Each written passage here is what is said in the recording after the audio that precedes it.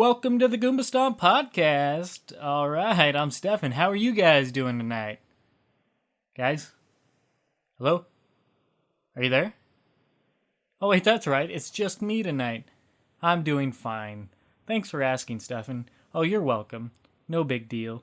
All right, yep, it's just me tonight, guys. I'll try and make this as little awkward as possible and try and keep things going along.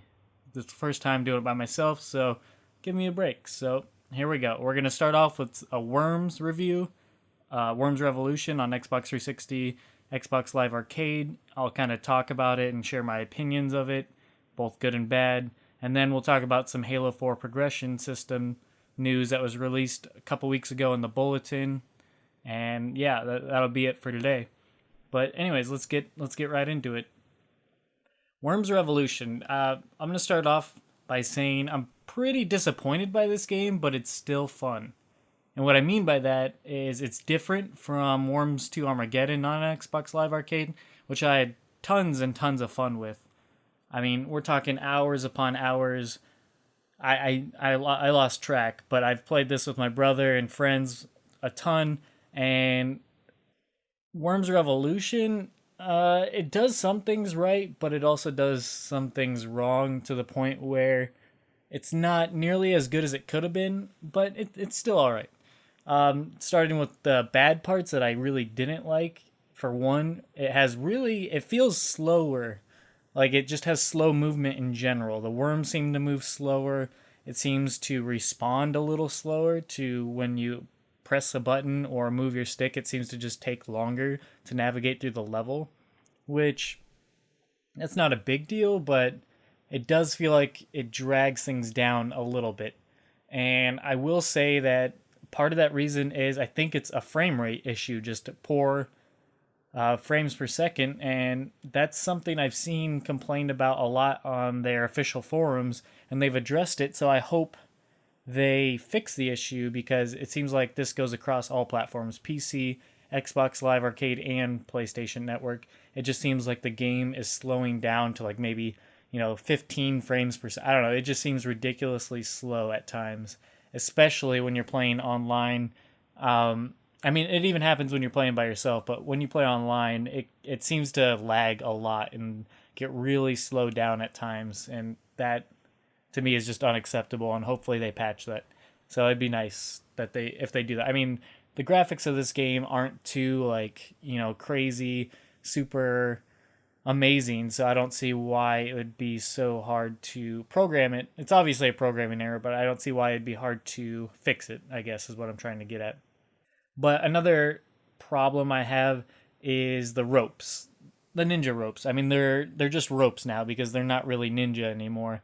They really nerf these things. They really tone them down. And a lot of that has to do with the physics system in the game that they implemented now. But the ropes themselves just don't feel nearly as powerful anymore, which can be a good thing, but at the same time, they aren't nearly as useful anymore. You can get across a gap, yes, and that is their original intention, like their purpose, but it just, I don't know, a lot of the cool tricks you could do before with them aren't there anymore, and it seems to be hard. It's hard to build up momentum with them. Like when you're swinging back and forth from a dead stop, it's really hard to get over to a ledge where you're trying to get to. So yeah, that's pretty disappointing, and I know that's something my brother and friends and myself and people online all are expressing, that we're just not a fan of the ropes. So that is one really disappointing factor of the game, is that the ropes just aren't fun to use anymore. They're useful enough to still, be worth using, but they're not nearly as fun or enjoyable or cool or offer as many strategies as tactical as the previous ones were. So that's definitely a con. Um, Speaking of ropes, no rope racing. So they took out some of like the better game modes, the more fun, unique game modes that were offered before. I hate when games do this, where you you have all these modes, but for some reason in the following game they don't offer all those modes and then more. They take away some and then offer some new ones. To me, that is not how you make a game. That's just, I mean, that's my opinion. I could be wrong, but when I think of making a new game, you want to offer everything you did before and then some new things. You want to build upon what was good. And they took out rope racing, they took out crazy crates. Those are the first two right off the bat that I noticed. I mean, I was a huge fan of rope racing, played that a ton. Just about as much as I played deathmatch, we played rope racing. And I guess the reason why they would take it out is because the ropes just aren't as useful anymore. Playing rope racing with the ropes in the game now would be not fun at all. But I mean, it would be really challenging, but it would be definitely different. And I don't think a lot of people would have liked it. And that's probably why they took it out. But that also explains why the ropes aren't good. If you have to eliminate a game type because of it, if that was the reason, then yeah, definitely that's not cool and that's not good that you take out game types like that. I know a lot of people loved Crazy Crates and rope racing from previous Worms games, so that's definitely disappointing to see those gone. Glitches and issues with the mines and physics are definitely noticeable. That is another negative aspect of the game. More so, I mean, every game's going to have glitches and problems with physics and stuff like that. I don't expect anything to be perfect. But I'm on the last puzzle in single player mode, and I cannot seem like I'll put a mine down and then I'll put the repel magnet and the mine will just freak out in a way that just doesn't make any sense. And to me, that's a physics issue and that's a glitch. If the mine just, I mean, I literally had the game crash on me because I put the repel magnet right next to the mine and it repelled it so far away. Apparently it was so powerful that it broke the game. It literally just stopped. It froze my Xbox and I had to turn it off and turn it back on, and that is not good at all. You cannot have that happen in a game like that. If that was a online game, that would suck that people would get cheated out of a victory or something, or just a conclusion to that game in general, just because a mine reacted funny like that. So that's definitely a problem with the glitches and physics. I don't know. It just seems like they still gotta put a lot of work into it. It's something new. It's the first game that they have it on, so I can understand there's gonna be some hangups and there's gonna be some problems. But I don't know. It's definitely, when it's crashing your game, that's not a good thing. But I mean, that's really all I have to say negatively about the game.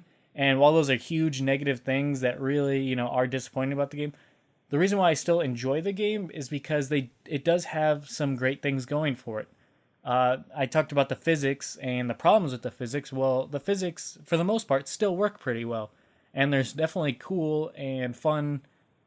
It's a fun addition to the game that I'd like to see more of in the future and more, like, better utilized. And just talking about the physics, the water physics are tons of fun. It's tons of fun to be able to throw a water balloon into, you could throw a water balloon into somebody, into like a tunnel or a hole or something, and it'll fill it up and just go down through the tunnel and wash out any worms and push them down into water, push objects around, or it's just really fun to see how the physics will play out like that. So it's definitely got some positive aspects to it that lead to some really cool and fun, crazy moments that you and your friends will just love. Another big thing with the game is the worm classes. And that makes for very fun gameplay, very strategic, and has a lot more, it adds more depth to the game. And that's completely optional. You don't have to play with the different worm classes. But if you do, you play with the heavy and the scientist and the soldier and the scout. It offers unique movement abilities, unique power abilities, strength, and health and stuff like that, and being able to heal your teammates. That's just it comes in very strategic and offers a lot of options in that regard, and that's definitely a plus. It's cool to have more options like that, so I definitely dig that. the ability to put worms down at the start of the match. That's definitely a plus. I mean, you can turn that on or off, so it's not, if you want to just get into the game and play the game where your worms are randomly placed, you can do that. You don't have to take the time to place them individually. But if you're the type that, wants that added strategy of placing your worms where it's like any game where you're preparing for battle, that's key into how the game will go, is where your worms start out. You don't want to be started out next to a mine or have all your worms bunched together, which can happen in previous games when they're randomly placed. So this is definitely a good thing to be able to do that. So I definitely appreciate the option. So yeah, another positive thing about the game.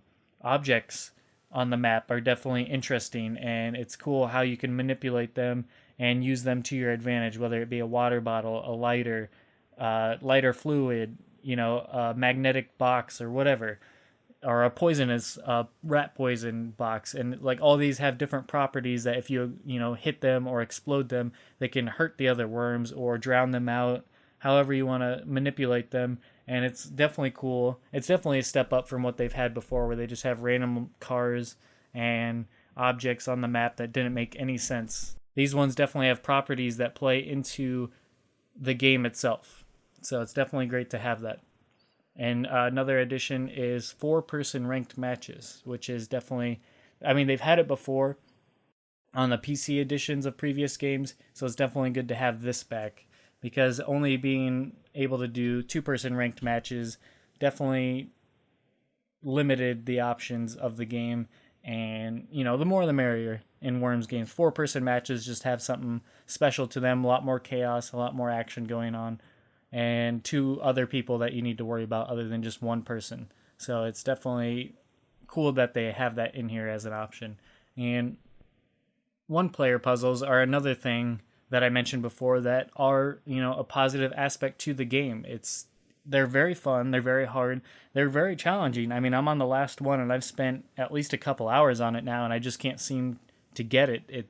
I don't know if it's a problem with the way I'm approaching it, but you're given a select number of weapons or utilities to use, and you got to take out all the worms, and they're placed in specific ways that there's a definite way to do it. And there might be other, ways you can go about it, but there is a definite way that they're intending, and it's really tough to figure out that, and not only do you got to figure out how to do it, you got to execute it perfectly using all your weapons and making sure they all hit just right, and the worms fly in this direction at this precise location and land here and explode this. So it's definitely got like a domino effect to it, and it can be really, really challenging. So I like that aspect to it, that it has puzzles that are actually, require some thinking and trial and error.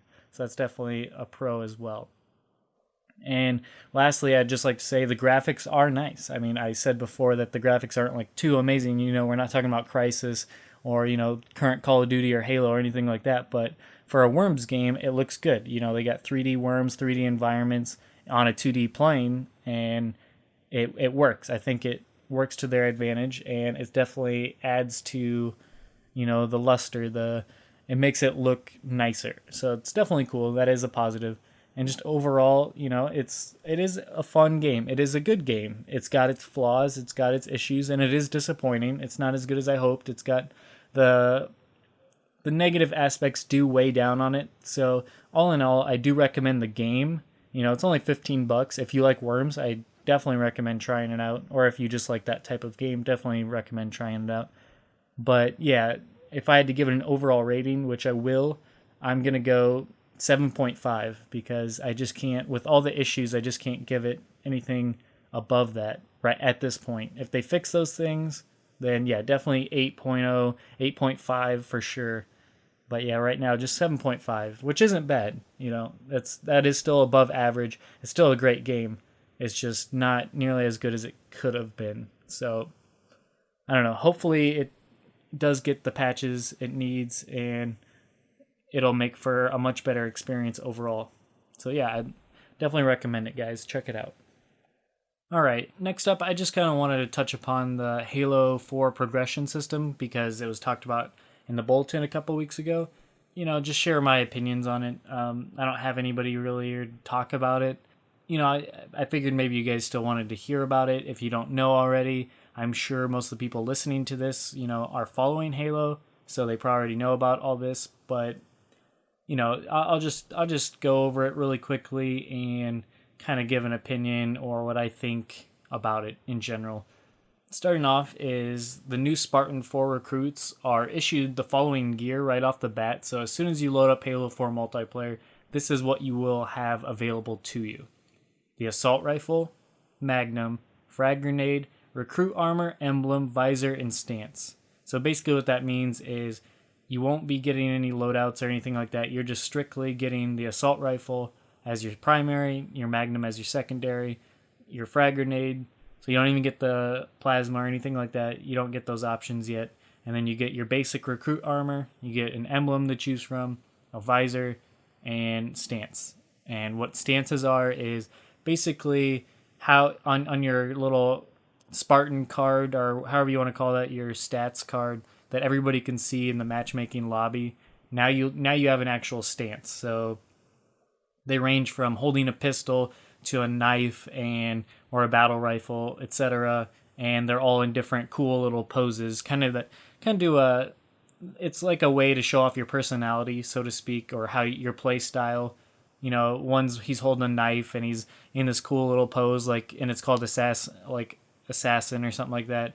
And yeah, so if you're a guy that usually tries to assassinate people, you're gonna go for the knife pose because that's what you're into. Or if you're a battle rifle kind of guy, then you're gonna go for that pose. So yeah, it definitely has a cool aspect to that, which I definitely enjoy. It's better than just everybody holding the default assault rifle and a default pose that everybody is the same. So definitely a cool little addition. Doesn't make or break the game or anything like that, but it's cool to have it in there.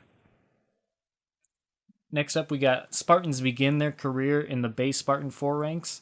There are 50 ranks to work your way through, from SR1, which that stands for Spartan Rank 1, to SR50, unlocking gameplay and visual customization items as you rank up. To rank up, you need to earn XP. You earn XP by playing war games, earn more for winning, and high personal score. So now, even though it doesn't seem like they're going to have the ranking as in 1 through 50 as in Halo 2 and Halo 3, it's going to be more like Reach's progression system, which is what it is. Just different. So it seems to play better. It seems like it will play better, but anyways, so yeah, you still will do better if you do better. You will, if you're a better player, you will rank up faster, and that's good. Not everybody should rank up the same speed. Your skill should play a part, and your high personal score should play a part. Even if you're on a team and your team does horrible and you have a great score yourself because you played well, then you should be rewarded for that. So definitely cool of them to have that. So I think that'll work well. Other ways to earn XP is playing Spartan Ops, earn more for higher difficulties. So that's kind of like this game's firefight. So you still earn XP for doing that. Completing each level of a commendation. So commendations return. Completing challenges return as well, and we'll get into that a little later. Using Forge, and that's kind of unique because they, for Forge in custom games and stuff like that, you didn't really get a whole lot of XP before, or at least in Reach, and it'll be interesting to see how they implement that this time, and obviously there's going to be people that abuse that, so I'm sure you won't get a lot of XP. It'll matter on time, but also your activity in it. So I'm sure they've found a way to make it work. So that's cool though. Forgers, encouraging forging is an awesome thing. You get great levels, great maps out of Forge, great game types out of Forge. So definitely that should be encouraged, and you should be rewarded for doing that. Same with custom games. So let's hope you get, proper credit for that. Next up, we got each loadout contains a primary weapon, secondary weapon, grenade, armor ability, tactical package, and support upgrade. As you rank up, you will gain access to the armor ability slot SR3, the tactical package slot at SR7, and the support upgrade slot at SR12. So at rank 3, you'll get your armor ability. So before then, like I said, you'll just have the basics. It'll be pretty much like classic Halo. By SR3, you will get the armor ability. At your rank 7, you'll get tactical package. That's like your grenadier and stuff like that. The stuff that actually, it's kind of like their perks, so to speak. One set of perks. And then at SR12, so at rank 12, you'll be getting the support upgrade slot. So yeah, at first, it's going to be just the basics. Then, obviously you'll get, in not too long, you'll get the armor ability option. And then you'll get your tactical package and support upgrade. I'm sure that won't take too long. I'm sure you'll blow right through those ranks in a day if you're decent. I mean, you think of a lot of games like, Call of Duty or even Halo Reach for an example, a better example. You blow through those ranks pretty quickly. If you're going to be playing 6 to 10 hours, that first day it comes out, like a ridiculous amount, I'm sure you'll get that in a day. More casual players, it'll probably take a few days, but I'm sure they want to encourage that you get these kind of things because this is what they're building their game around. And it would be a pretty big advantage if people had these while other people took way too long to get them. So I'm sure those ranks will be gotten pretty quickly.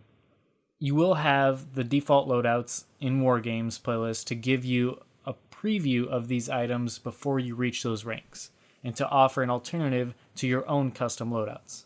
Over the course of the Spartan 4 ranks, you also unlock 4 extra loadouts at SR6, SR14, SR26, and SR41. So basically, you only get one loadout from the start. That's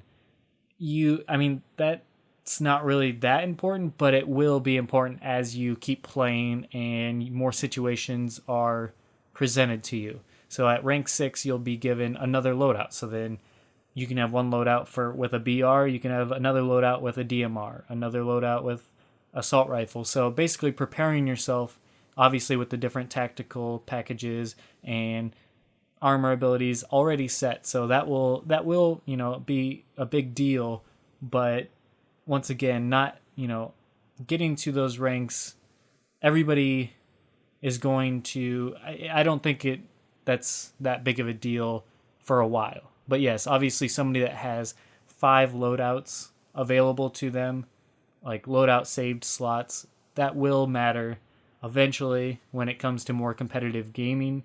But at the beginning, everyone's going to be on an equal playing field, so it won't be a huge issue.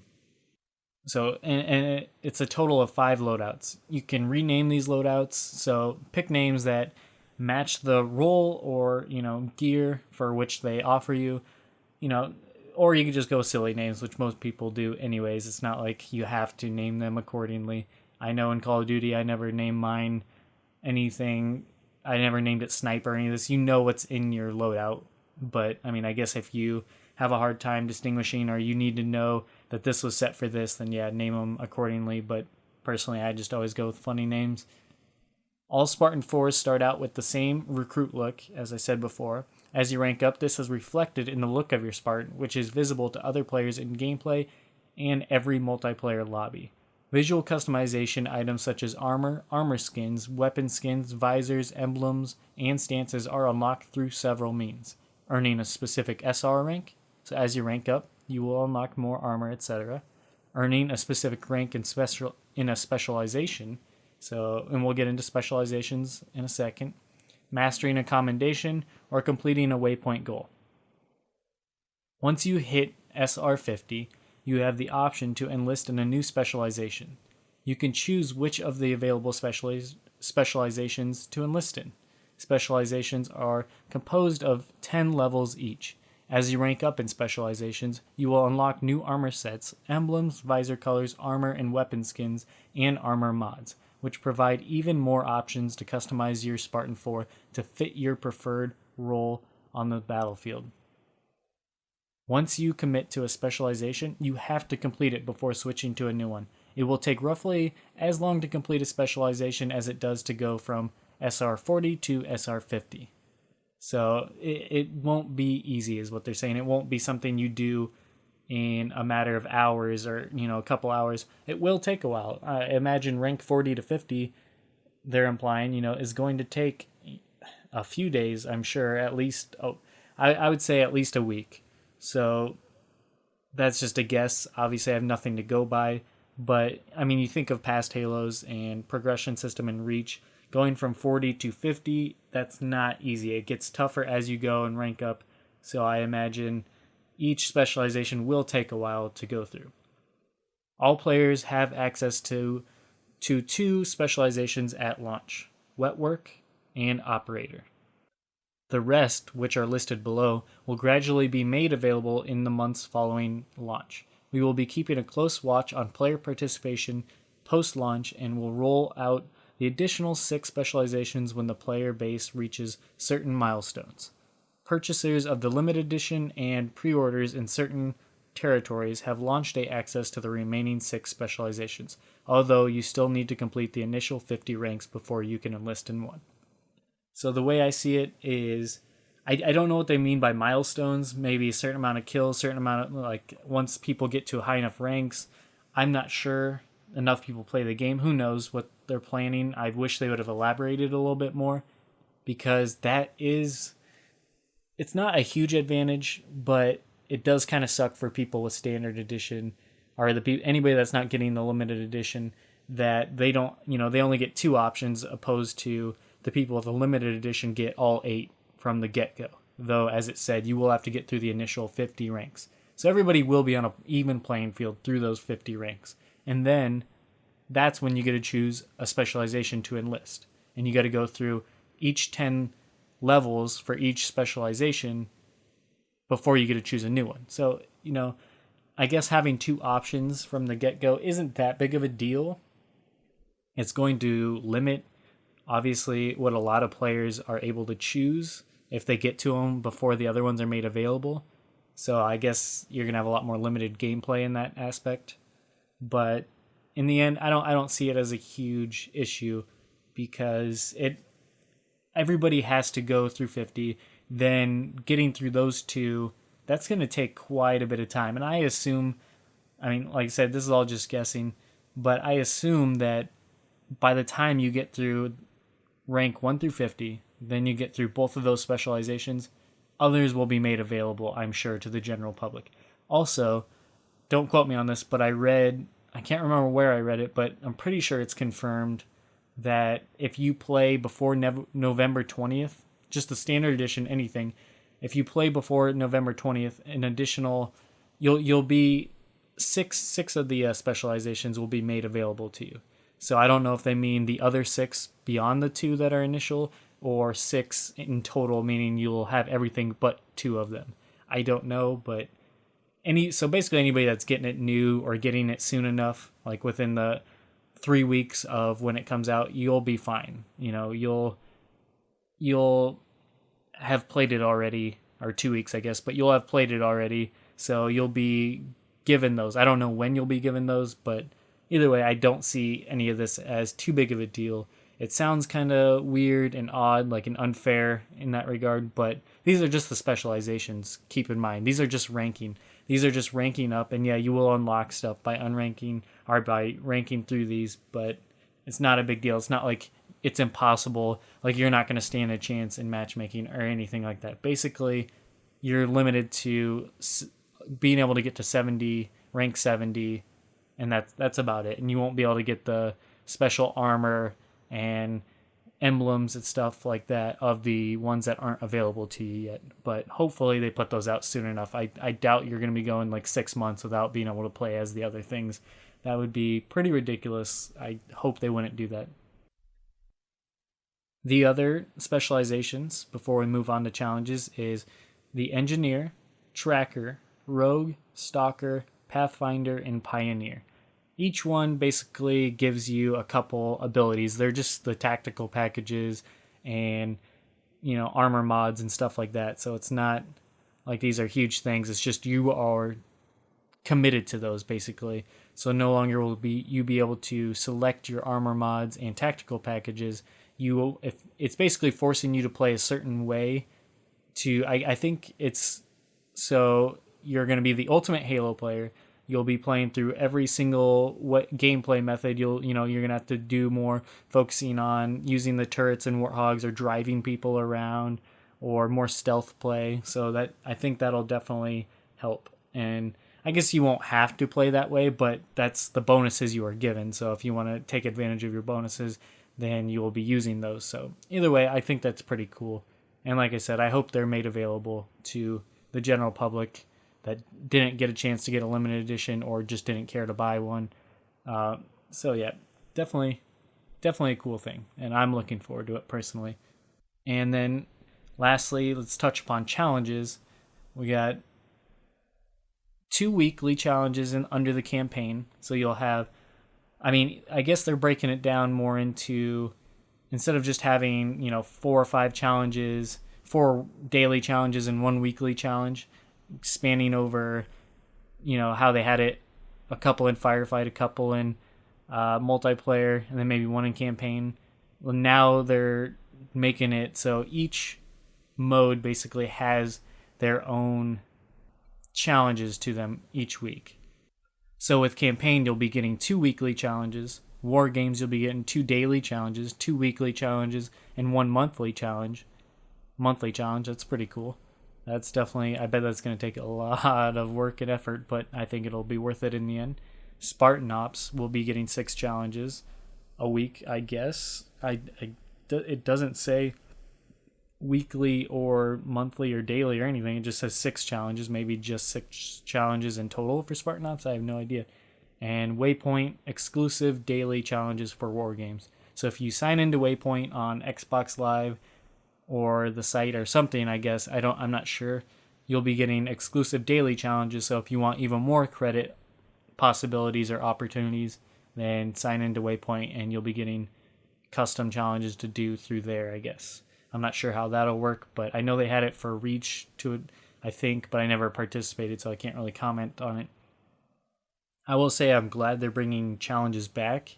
I think that keeps the game fun and keeps you constantly goal-oriented and keeping you motivated to complete these things and play the different modes of the game. So I don't see any negatives about the challenges at all. For people that care about credits or just completing challenges and feeling like they achieved something, it's a constant, something to work for and keep going towards. So I think that'll be really cool. And I'm glad they're broken down into each section. So now it's not just okay, get the 4 challenges done in, an hour and that's it. Now you have a wide variety of challenges that you need to work towards and a monthly challenge. So you're always got something to do for the most part. So that's cool. I like that. It's definitely better than the way Reach did. All right. Well, my overview of the overall view, I guess, is of the ranking system. I definitely like it, or the progression system, I should call it. I like it. I think it's going to be fun. I think it'll definitely be a step above Reaches. I didn't really care for Reaches a whole lot. But then again, I didn't really care for the 1 through 50 from Halo 2 and Halo 3. I think somewhere in the middle, or making both somehow usable in conjunction with each other, is definitely a plus. Whether you want to do 1 through 50 plus the progression system, so you have a skill-based rank as well as just constant, XP coming in. I think the bad side about having 1 through 50, in my opinion, is it was extremely annoying going from, I've said this in the previous podcast that we did with Jose, that, when you're a 43 in Lone Wolves or whatever, and you do 4 or 5 good matches where you finish in second, maybe first one time, and you don't rank up, but then you have a bad match where you get dead last, and then one other match where you finish in maybe 4th or 5th, you rank down. So it just seems like it didn't seem to make a whole lot of sense to me, and it was more frustrating than it needed to be, in my opinion. I just felt like it was kind of broken. And also, it was ridiculously easy for people to get 50s in Halo 3 just because there's a way to manipulate the system just by the way it matches you up against people and the risk reward. If you play people way higher than you and you win, then obviously you jump rank like crazy. So I don't know, it just didn't seem to work, I guess. I know that, the high level competitive MLG type community, that's what they strive for. And as I am a competitive player, not to that degree, but I love to, work for something. In Halo 3, I was a 46 or 47 in Lone Wolves, I think I got up to, and then I just couldn't get any higher just because it got crazy. And like I said, every time I'd be on a roll of good games, one or two bad games would just set me back, and it just got too frustrating and annoying for me. I just don't care that much to get a 50. Like I said, I'm competitive to a degree, so I do appreciate the system, but it definitely has its flaws, and there needs to be a better way to implement that. But I do think that there should be some skill-based rank in there for those people that enjoy those kind of things, and I'd appreciate it to a degree as well. Especially because, the XP system, getting into that more now, it's not it doesn't feel as rewarding. It just seems like you can play the game. It rewards those who play the game longer, which in a way, does make sense. And I do think that has its place. That's what Call of Duty used for a long time. It's, you never ranked down. You never lost experience. You just kept gaining and gaining and leveling up the more you played. That doesn't show one's skill, but it does give you that feeling of reward, constant rewards, and making you feel like you are accomplishing more by keep playing the game, which is good and bad, but so I definitely think there is a nice mix in there somewhere. I definitely think this is a step above Reaches, like I said, but I just hope it works better, and I hope there is maybe some sort of skill rank in there as well, but we'll have to see. But overall, it does look like a lot of fun, and I'll be trying my hardest to reach rank 130, which is as high as you're going to go. That's where you complete 1 through 50, then you complete all 8 specialization, classes. Then, yeah, you reach 130, and they even said that there will be a special, or there might be a special reward or two in there for those that reach 130. So I'm kind of interested in seeing what that is. I hope it's not a prestige. That would be, I don't know. I don't know how I'd feel about that starting all over again. I don't see how that would go, but you never know. I hope they don't copy that, but we'll see. I mean, I guess I wouldn't be opposed to it, but when they say reward, I actually hope there's a reward, maybe a special armor piece for those that can get through all those ranks and whatnot, but who knows. Anyways, that about wraps things up for this podcast today, guys. I just wanted to review Worms because I'm a big fan of the series, and I wanted to talk about Halo because, I can talk about Halo all night and day, and I'm excited for Halo 4, as I'm sure many of you are. So, yeah, leave your comments on the ranking system or Worms down below, and let me know what you guys think. And next week, hopefully we'll have some more people back on here if they're available, and yeah, you guys take care. If you want to find some, listen to our other episodes and stuff, check out our history. We've had Brentalfloss on. We've had Jose on last week where we talked some Halo 4. And hopefully we'll have him on again after Halo 4 comes on. Or Halo 4 comes out. And we'll get, his impressions and opinions after he's had a chance to play it and stuff. But yeah, I can't wait. And if you want to check out some of those episodes, check it out on youtube.com/Goombastompshow. And then on facebook.com/Goombastomp. Thanks for listening, guys. See you later.